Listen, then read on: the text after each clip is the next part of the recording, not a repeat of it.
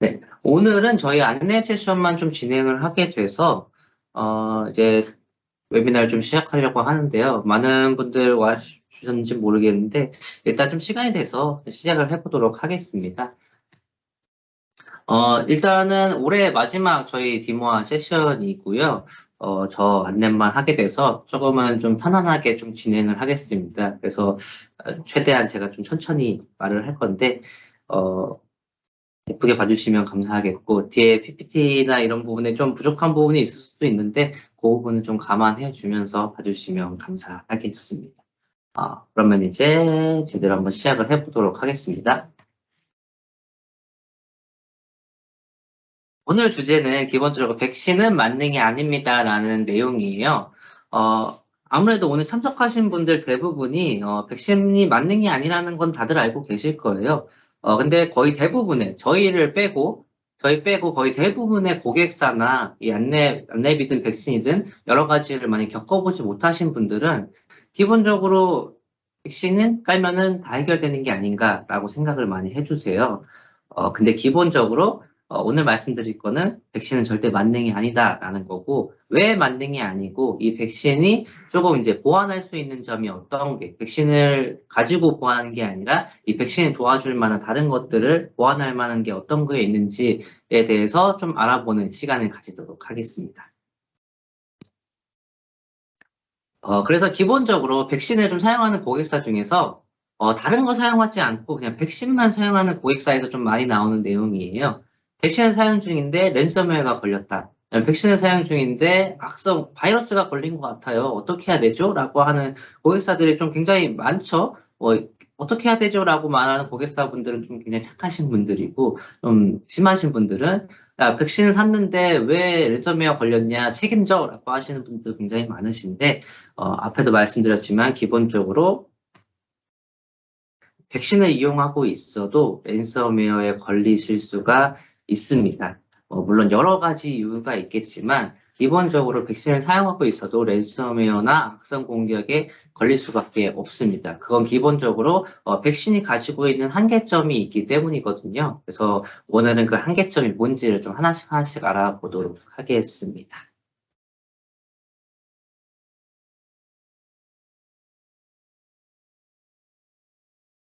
이유는 정말 많은데 제가 좀 세 가지로 좀 축약을 해봤어요. 그래도 좀 많은 분들이 좀 이해하기 쉽게 좀 세 가지 정도로만 축약을 해서 말이 안 될 수도 있긴 한데 그냥 뭐 그러려니 하고 받아주시면 될 것 같습니다. 네. 첫 번째는 여러분들 이제 세상에 완벽한 제품이 없다라는 겁니다. 되게 어떻게 보면 되게 말이 안 돼, 뭐 당연한 얘기겠지만요. 세상에 일단 완벽한 제품은 없습니다. 그렇기 때문에 소프트웨어 제품이든 하드웨어 제품이든 완벽한 제품이 없기 때문에 우리는 계속 신규 제품을 구매를 하는 거고 더 좋은 제품을 구매를 하고 있는 거죠. 쉽게 얘기하면은 저희가 전 세계적으로 가장 많이 점유를 하고 있는 기업들의 제품들도 완벽하지가 않다라는 겁니다. 독점, 독과점 하면 생각나는 기업들이 몇 가지 있으실 텐데, 제가 맨 처음에 생각하는 기업은 여러분들 다들 아시다시피, 마이크로소프트의 윈도우즈 OS거든요. 이 윈도우즈 OS가요, 전 세계적으로 거의 한 60%, 70%의 점유를 하고 있다라고 해요. 근데 이 마이크로소프트의 윈도우 OS가 저희한테는 없으면 되게 불편하겠지만은, 기본적으로 이런 윈도우즈 OS도 완벽하지 않다라는 겁니다. 지금까지 뭐 많은 OS가 있겠지만은 가장 또 최신 것들로만 나열을 하자면은 윈도우 7이 있었고 지금 현재 저희가 쓰고 있는 10이 있고 얼마 전에 새로 나온 윈도우 11이 있잖아요. 기본적으로 윈도우 7 같은 경우에도 그때 당시에 만들 때는 정말 완벽하게 만들었지만은 지금 당시로 보면은 지금의 기술력이나 이런 걸 통해서 볼 때는 윈도우 7은 굉장히 좀 허점도 많고 취약점도 굉장히 많은 상태이죠. 그렇기 때문에 이 윈도우 7을 더 이상 바꿀 수가 없기 때문에 새로운 윈도우 10이라는 OS로 아예 구조 자체를 바꿔버린 거고, 현재 지금 저희가 쓰고 있는 윈도우 10을 사용하고 있는 거죠. 근데 지금 윈도우 10 같은 경우에도 문제점이 굉장히 많아요. 그렇기 때문에 이런 문제점들이 윈도우 보안 패치로 계속 보완이 되고 있고, 그것도 부족하기 때문에 이번에 새롭게 윈도우 11이라는 게 새로 나오면서 최대한 조금 더 보안을 더 중요시해서 보안을 메꿔가는 형식으로 나왔다라고 봐주시면 될 것 같습니다. 그래서 윈도우 11이 나온 게 단순히 마이크로소프트가 새로운 OS를 판매하기 위해서 나왔다라기보다는 윈도우 10에서 더 이상 구조적으로, 아키텍처적으로 뭔가 변경할 수 없는 부분이 있기 때문에 윈도우 11이 새롭게 나왔다라고 다른 방면으로 봐주셔도 될 것 같습니다. 이렇게 MS의 OS도 완벽하지 않기 때문에 지속적으로 윈도우즈 보안 패치가 이루어지고 있고요. MS 보안 패치 보시면은 한 달에 2번씩 보안 패치를 진행하고 있어요. 2주째, 4주째 수요일마다 항상 보안 패치가 진행되고 있고, 정기 패치, 비정기 패치로 계속해서 본인들의 OS의 취약점을 계속해서 보완을 해 나가고 있다라는 겁니다. 그리고 마이크로소프트 말고 이제 핸드폰 시장으로 가게 되면은 삼성과 애플이라는 제품이 나오게 되는데요. 기본적으로 삼성과 애플이 전 세계적으로 50% 이상을 점유를 하고 있어요. 네, 여러분들도 아시겠지만 저희는 거의 매일 1년, 2년, 뭐 3년마다 핸드폰을 계속 바꾸고 있죠, 신형으로. 그래서 예전에 있는 기계들이 지금보다는 훨씬 더 좋지 않기 때문에 좀 더 좋은 제품으로 저희가 넘어가고 있는 거잖아요. 그래서 점점 이제 조금이라도 편안하게 사용할 수 있는 제품으로 가고 있다라고 봐주시면 될 것 같고요. 이런 삼성이나 애플 같은 경우에도 좀 이슈가 되게 많아요. 삼성 같은 경우는 GOS 이슈 때문에 소프트웨어 개선으로 해서 어느 정도 좀 그런 완화한 상태고, 애플 같은 경우에는 이번에 새로운 아이폰 같은 경우에는 디스플레이 버닝 이슈가 있고, 이 버닝 이슈를 소프트웨어적으로 어느 정도는 좀 보완을 하긴 했지만 아직까지도 해결되지는 않았다라는 거죠. 그래서 결과적으로는 세상에는 완벽한 제품이 없다라는 거고, 그 부분에 있어서는 V3도 해당된다라는 겁니다.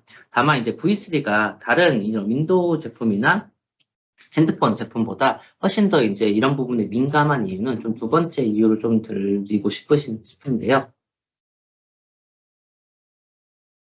이 두 번째 이유는 방어보다 공격이 쉽다라는 겁니다. 제가 이거를 좀 세게 말하긴 했는데, 사실 방어보다 공격이 쉽다라는 말보다는 조금 여러분들 이해하기 쉽게 이렇게 쉽다라고 설명을 드린 거고, 사실은 방어보다 공격이 좀 더 루트가 다양하고 예측하기 어렵다라고 받아들여 주시면 될 것 같습니다. 그 말이, 하루에도 그 수십만 개의 신종 악성 공격이 계속해서 생성되고 있어요. 그리고 이런 악성 공격의 경로도 굉장히 다양하기 때문에 사실 이 벤더사 입장에서는 이 여러 가지 공격에 대해서 하나하나씩 다들 대응하기가 너무나도 어려운 거죠. 왜냐면은 수십만 개가 생겨나고 있지만 사실 전 세계의 백신 벤더사는 그렇게 많지가 않거든요.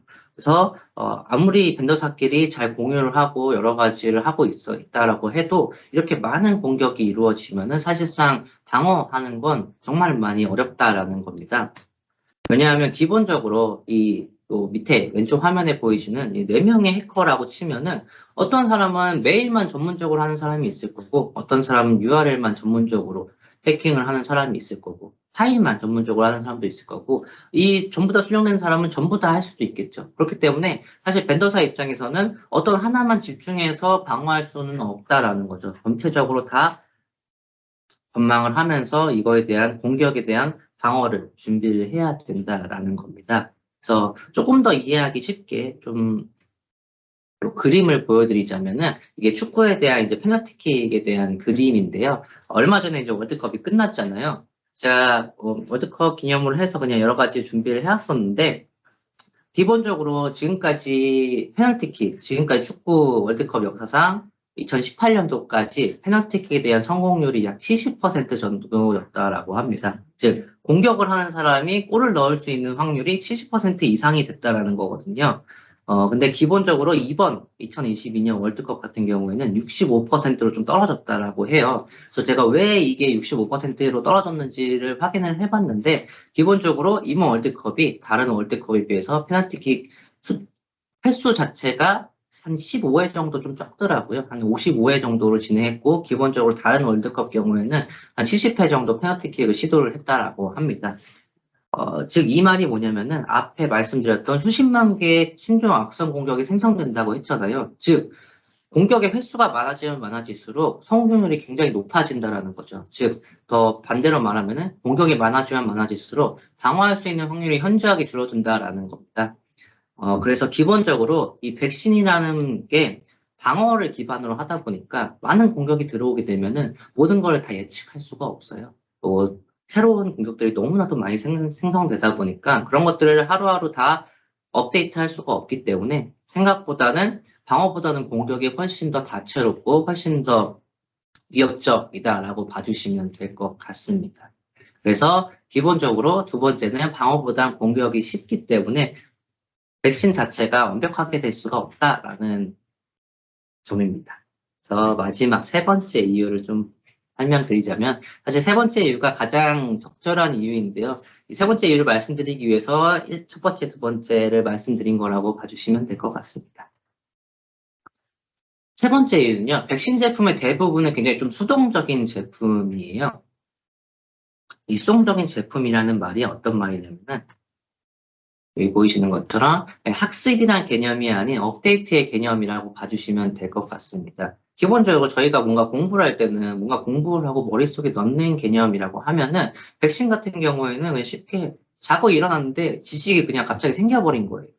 그래서 제가 뭔가 업데이트가 되지 않으면은 계속해서 그 자리에 머물러 있는데 갑작스럽게 제가 뭐 공부한 것도 아니고 뭐고 한 것도 아닌데 자고 일어났더니 갑자기 지식이 생겨버린 약간 그런 개념으로 봐주시면 될 것 같아요. 그래서 왜 백신은 수동적인 제품이냐라고 말씀을 드리자면은 기본적으로 제가 안랩을 예로 들어드리도록 하겠습니다. 이거는 안랩뿐만 아니라 모든 백신 제품을 하는 벤더사에 모두 공통적으로 적용되는 내용이기 때문에 혹시 오해하셔서 안랩만이라고 생각을 안 해주시면 될 것 같습니다. 제가 다만 안랩 담당하는 사람이고 안랩을 홍보하기 위해서 V3를 좀 넣어놨다라고 봐주시면 될 것 같습니다. 그래서 전체적으로는 모든 벤더사를 통틀어서 말씀드리는 거고요. 기본적으로 이 벤더사 서버에서 뭐 빅데이터나 딥러닝, AI 기반으로 굉장히 많은 공격에 대해서 학습을 굉장히 많이 하고 있어요. 그래서 이 학습된 여러 가지 공격들에 대한 패턴을 파악하고 방어에 대한 체계를 마련하게 되고 이 마련된 정보값을 업데이트 명령을 내리는 거죠. 우리가 쓰고 있는 V3에. 그래서 결과적으로 이 벤더사 서버에서 뭔가 업데이트가 되어 있지 않으면은 기본적으로 백신 제품은 계속해서 그 자리에 계속 머물러 있는 거죠. 그래서 V3 쓰고 계시는 분들은 아시겠지만 기본적으로 하루에 벤더사 하는 업데이트를 3번 이상, 많으면 거의 6번 정도 업데이트가 진행이 돼요, 하루에. 그래서 하루에 6번 정도가 계속 업데이트가 되고 이런 패턴들이나 악성 공격들에 대한 여러 가지 방어치가 계속해서 업데이트 되고 있다라는 점이고 그래서 백신 벤더사가 굉장히 생각보다 여러분들의 생각보다 굉장히 많은 노력을 하고 있다라는 점을 좀 알아주시면 될 것 같습니다. 네, 많은 노력을 하고 있지만 이 백신 제품의 한계가 약간 좀 수동적인 제품이다 보니까 신규에 대해서 계속해서 뭔가 방어를 하긴 좀 어렵다라고 봐주시면 될 것 같습니다. 그래서 기본적으로는 이유는 이거 정도로 들 텐데 그럼 여기서부터 이제 의문이 드시는 분들이 계실 거예요.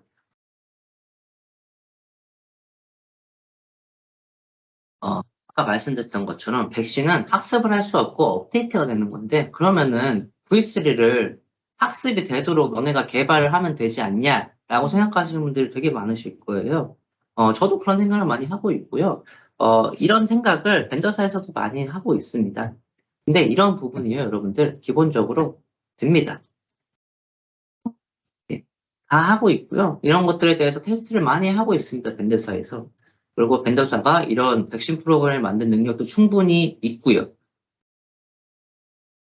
근데 여러분들, 기본적으로, 현실적으로는 이런 정말 좋은 능력들 있잖아요. AI나 딥러닝, 이런 것들을 이렇게 막 만들고 개발을 해도요, 현실적으로 이런 기술을 적용하기에는 굉장히 무리가 있다라는 거죠. 그래서 이외에 무리가 있는지에 대해서 조금씩 이제 알아볼 텐데, 이 뒤에부터는 사실 제가 여러분들, 제가 이 PPT를 만들면서 진짜 만약에 공을 들인 부분인데 되게 허접해 보일 수는 있으실 텐데 좀 여러분들이 이해하기 쉽기 위해서 좀 간단하게 만든 거니까 조금 부족해 보여도 그냥 귀엽게 넘어가 주시면 감사하겠습니다. 예, 그래서 왜 지금 백신이 현실적으로 적용하기 무리가 있는지에 대해서 그림으로 좀 먼저 보여드리도록 할게요. 네, 기본적으로 되게 허접한데 그냥 봐주시면 감사하겠습니다. 저희가 보통 비가 올 때 우산을 많이 쓰잖아요. 네, 이렇게 보이시는 것처럼 기본적으로 비가 아주 정상적으로 내리면요. 저희는요, 이 우산을 통해서 비를 다 막을 수가 있어요. 그러면은 저희가 비를 굳이 맞을 필요가 없겠죠. 근데 여러분들도 아시겠지만 비가 절대 정상적으로 오지는 않겠죠. 일반적으로 비는 이렇게 일자로 내리지 않습니다. 여기서 이런 식으로 좀 사선으로 굉장히 많이 떨어지게 되고 특히나 이제 폭풍우나 정말 비가 많이 오는 상황이 되면은 이 우산을 가지고 이 비를 다 막을 수가 없어요. 왼쪽에 이 사람의 왼쪽에 비가 다 맞고 있잖아요. 제가 아무리 우산을 쓰고 있어도 비를 맞을 수밖에 없다라는 거죠.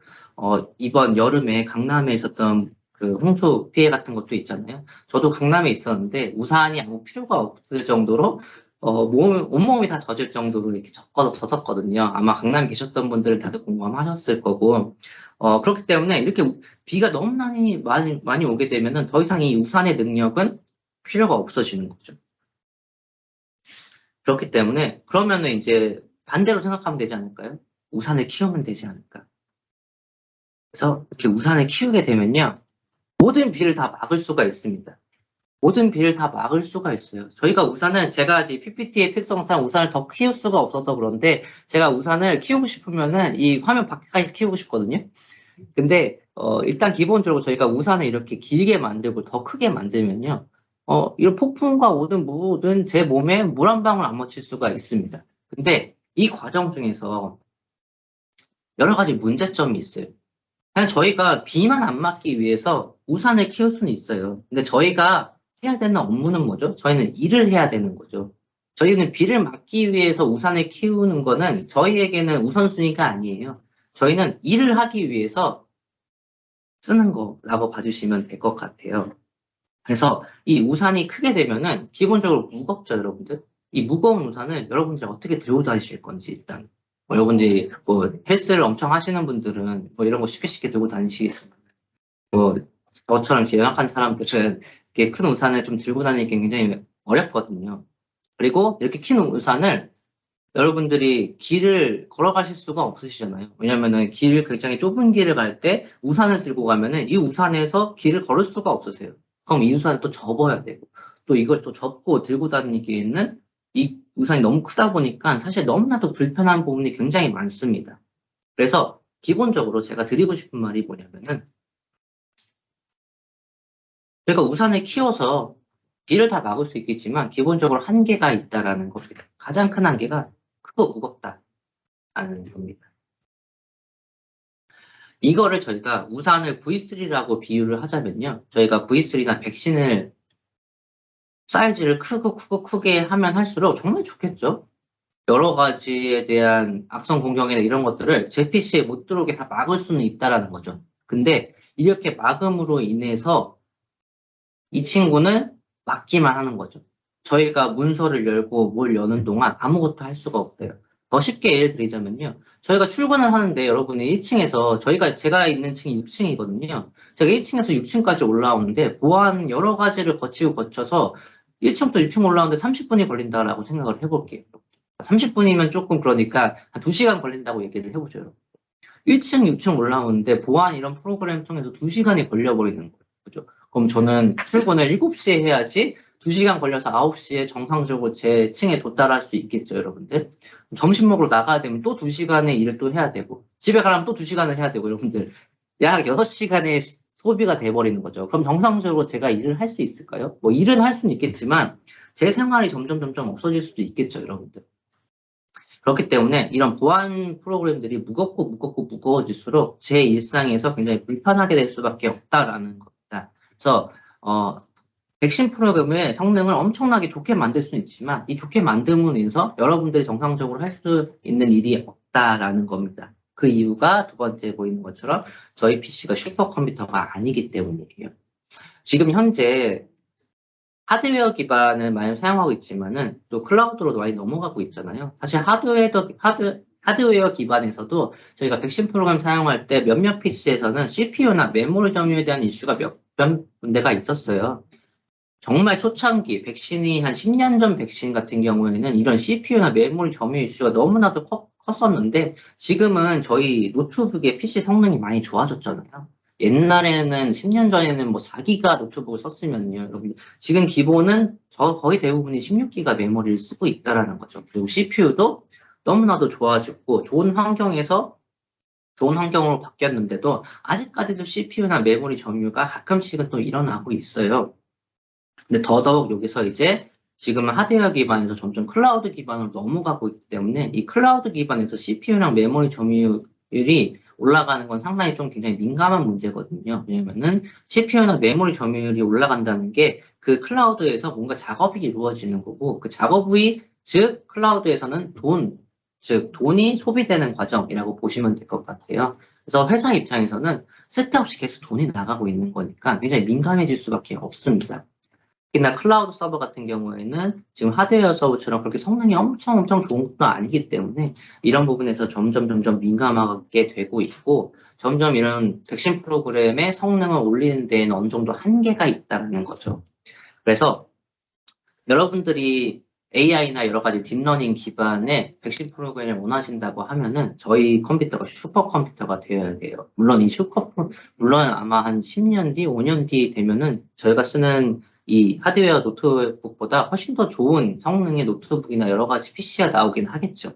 근데 그때 되면은 또 뭔가 좋은 기능이 나올 거고 백신은 거기에 맞춰서 좀 더 이제 가능한 부분을 계속 업데이트가 진행이 되겠죠. 그래서 5년 뒤, 10년 뒤에는 백신 프로그램에 머신러닝이나 AI 기반 등이 들어갈 수는 있을 수도 있어요. 네, 아직까지는 환경상으로 좀 많이 어렵다라는 겁니다. 혹시 여기까지 궁금하거나 조금 이해가 안 되시는 부분이 있으면은 말씀 남겨주시면은 제가 확인하고 말씀을 드리도록 할게요. 약간의 시간을 좀 가지다가 넘어가도록 하겠습니다. 혹시라도 궁금한 거 있으시면 지금 바로 말씀해 주시면 감사하겠습니다. 없으시면은 바로 넘어가도록 하겠습니다. 그러면 이제 여기서 이제 드는 생각이죠. 그런 방법이 없나? 라는 거죠.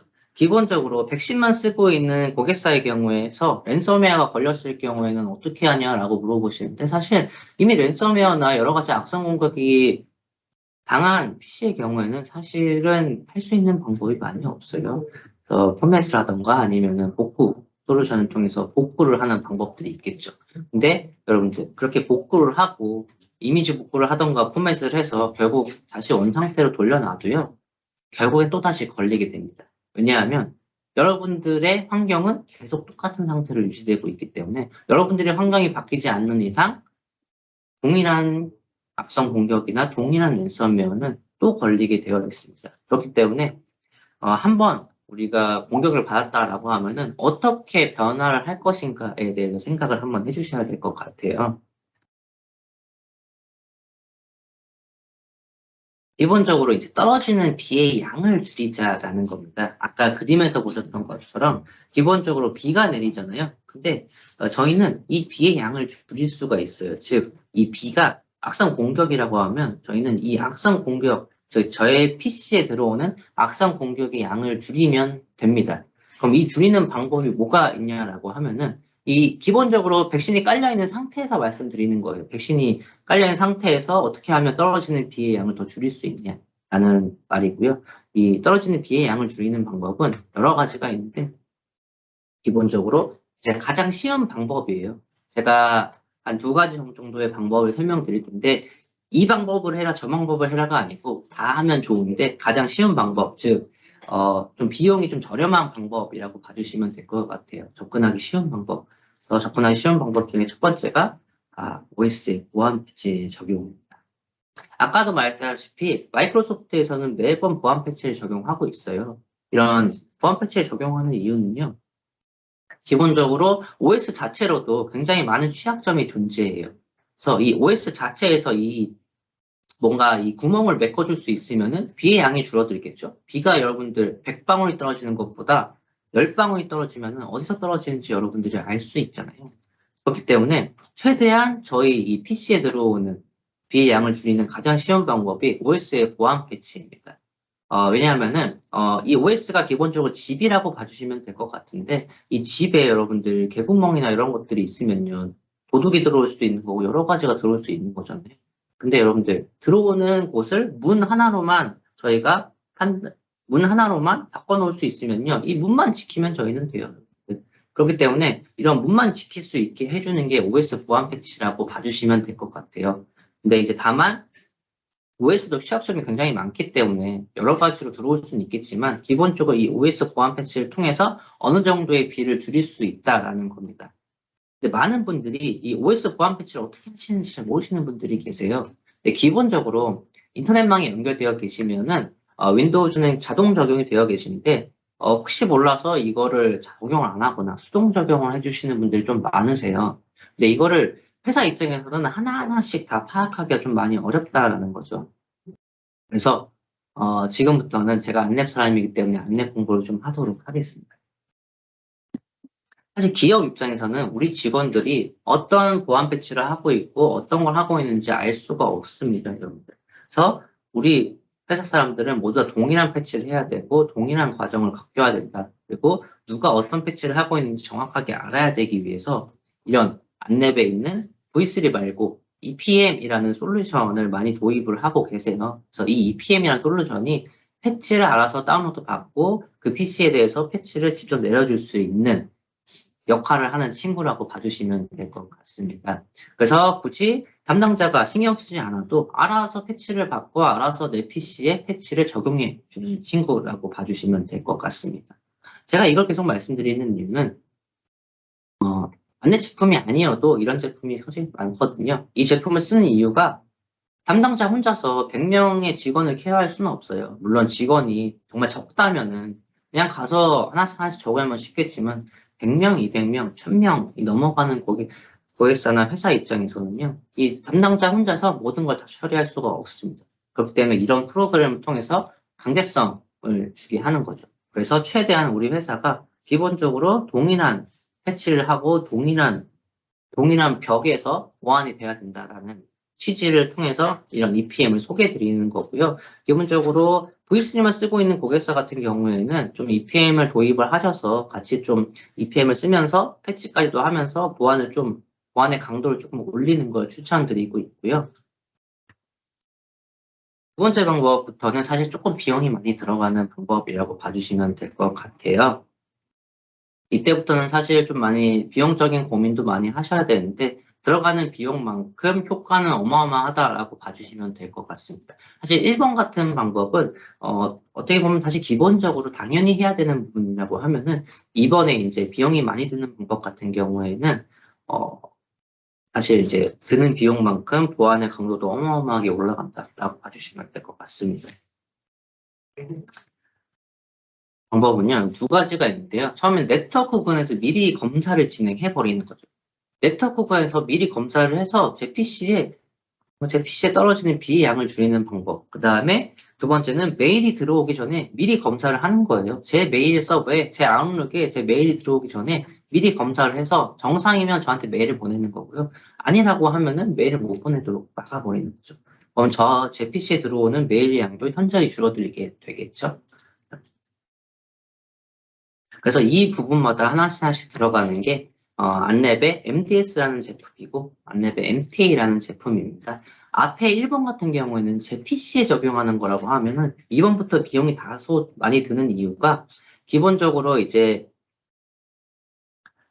PC에 한계가 있다 보니까 이 PC의 한계를 넘어서서 아예 서버를 따로 마련을 하는 거죠. MDS라는 네트워크 구간을 미리 검사할 수 있는 장비를 구매를 해서 이 장비가 네트워크를 구간을 검사를 하고 나서 저희 회사에 뿌려주는 거고요. 메일이 들어오기 전에 장비가 메일에 대한 내용을 전부 다 검사를 하고 우리 메일 서버에 뿌려주는 과정이라고 보시면 될 것 같습니다. 왜냐면은 저희 PC에는 한계가 있기 때문에 이것만 전문적으로 할 수 있는 장비가 따로 필요하다라고 봐주시면 될 것 같아요. 그래서 이 장비는 이 일만 하기 때문에 다른 일을 할 필요가 없어요. 그렇기 때문에 훨씬 더 능률적으로 효율적으로 일을 할 수가 있겠죠, 여러분들. 그래서 기본적으로 오늘은 여기까지가 제가 설명을 드리는 거고요.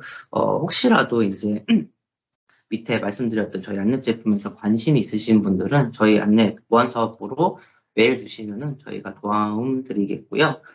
기본적으로 여기까지가 제 세션이 좀 종료되고요. 혹시라도 궁금하신 거 있으신 분들은 답변해 주시면 감사하겠습니다. 그리고 설문조사 나갈 텐데요. 설문조사 진행해 주시는 분들은 추첨을 통해서 저희가 또 기프티콘 나가고 있으니까요. 설문조사 참여해 주시면 감사하겠습니다. 혹시라도 또 궁금한 거 있으신 분 있으실까요?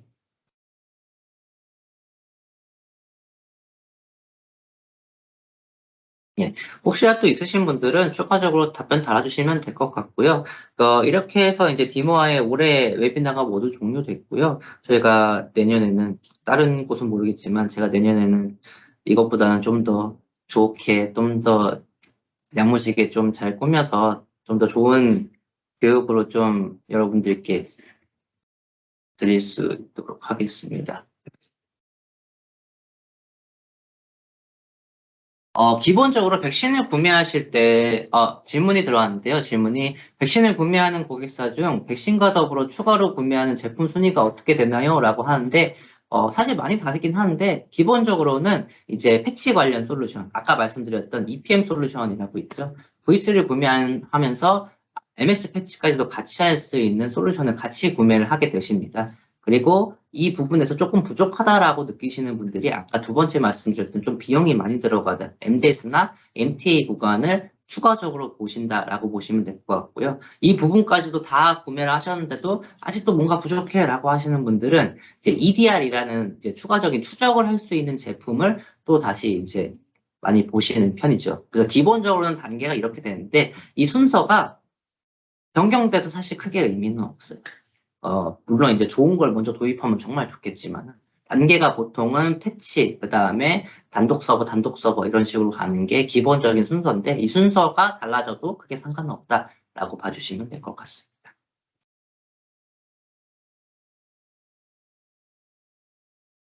또 궁금한 거 있으시면 말씀 주시면 감사하겠고요. 내년도에는 저희가 좀 더 좋은 정보를 가지고 여러분들께 설명을 드리도록 할게요. 사실 올해는 제가 좀 되게 준비도 많이 못했고 하다 보니까 이렇게 됐는데 내년에는 좀 더 좋은 준비를 해서 여러분들께 좋은 발표를 해드리도록 하겠습니다. 그리고 다음 주면 또 크리스마스니까 크리스마스 잘 보내시고요. 또 다음 웨비나는 또 내년이기 때문에 새해 복도 많이 받으시길 바랍니다. 여러분들. 그러면은 혹시 더 질문 없으시면은 여기까지 웨비나 진행하도록 하겠고요. 들어주셔서 감사합니다.